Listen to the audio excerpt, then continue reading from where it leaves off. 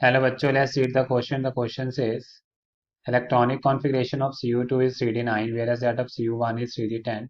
Which of the following is correct? Option A, Cu2 is more stable. Option B, Cu2 is less stable. Option C, Cu1 and Cu2 are equally stable. Option D, stability of Cu1 and Cu2 depends on nature of the copper salts. तो question हमसे क्या कह रहे हैं, हमें Cu2 और Cu1 की electronic configuration given है, हमें क्या बताना है इनमें से कौन सी ऑप्शन सही होगी चारों में से। यहाँ पे अगर हम की कंसेप्ट की बात करें,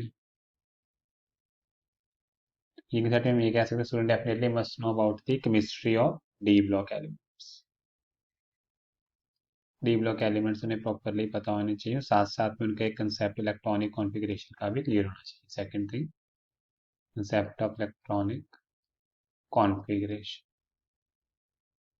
अब यहाँ पे अगर सोल्यूशन पार्ट पे आते हैं तो हम क्या देख कह सकते हैं, यहाँ पे सुन ध्यान दीजिएगा कि कॉपर अगर देखें तो वन स्टेट में Cu1 स्टेट ना, Cu1 में वो है 3d9, ठीक है, जो कि फुली फिल्ड नहीं है, और Cu2 में कॉपर क्या है 3d10। पहले कह रहे हैं फुली फिल्ड इलेक्ट्रॉनिक कॉन्फ़िगरेशन। तो यहाँ से क्लियर है कि हम कह सकते हैं भैया Cu2 जो है, जो Cu2 की जो स्टेबिलिटी है, सॉरी ये Cu2 की और ये Cu1 की, ठीक है। यहाँ से हम ये कह सकते हैं कि जो Cu2 की स्टेबिलिटी है वो कम है एज कम्पेयर टू Cu1, ठीक है स्टूडेंट्स। जो Cu2 की स्टेबिलिटी है Cu1 से कम स्टेबल है, क्योंकि Cu1 जो है वो क्या है, Cu1 is fully filled electronic configuration, ठीक है।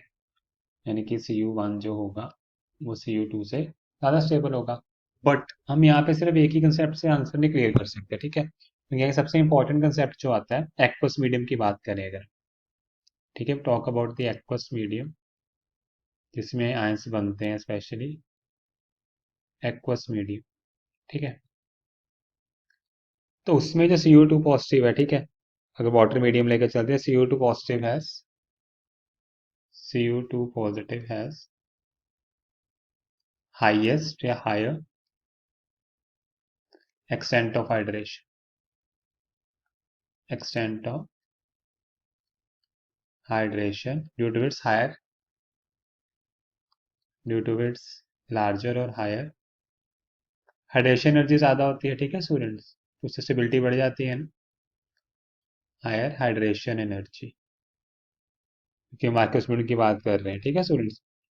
उसके अलावा हम ये कह सकते हैं कि जो Cu2 पॉजिटिव है, एक ये भी बात ध्यान दी, Cu2 positive has greater effective nuclear charge as compared to Cu1, क्योंकि Cu2 पॉजिटिव में कितने इलेक्ट्रॉन होल्ड करके रखे हुए हैं, they will hold 17 electron. On the other hand Cu1 की बात करें, they will hold 18 electron. So कुल मिलाकर इट्स क्लियर दैट कि Cu2 positive more stable as per Cu1 positive. So as per the demand of question, student option A is the right answer. Hope you understood it well. All the best.